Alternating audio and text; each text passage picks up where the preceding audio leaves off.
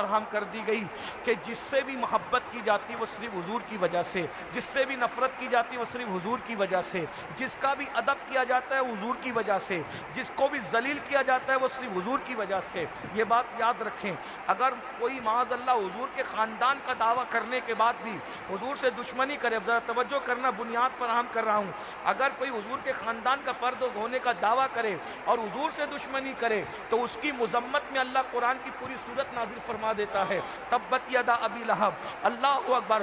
حضور سیدی محدث اعظم کے چوچوی رحمت اللہ علیہ نے اسی لیے ارشاد فرمایا اور ہمیں بتایا کہ نسبتیں کب کام آتی ہے، کہتے ہیں فضل ایمان پہ ہے، فضل نسب بھی لگا ہاتھ نہ تبت کے سوا۔ تو حضور سب کچھ ہیں، حضور ہی کی ذات سب کچھ ہیں۔ اب آپ کو بات سمجھ میں آئی؟ اور پھر مجدد صاحب کے مکتوبات سے بات کی گئی۔ میں سمجھتا ہوں کہ یہ مشرکین کے نشیمن پر اور اہل بدعت کے نشیمن پر مجدد صاحب کی ایسی بجلی ہے کہ یہ شاید قیامت تک برداشت نہ کر سکے۔ کہتے ہیں میں اللہ کی عبادت صرف اس لیے کرتا ہوں کہ وہ رب محمد وہ میرے محمد کا خدا ہے، وہ میرے محبوب کا خدا ہے۔ اس کی وجہ کیوں ہے، کیا ہے؟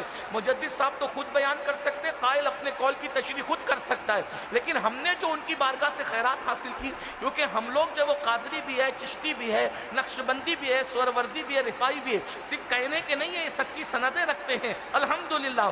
تو یہ مجدد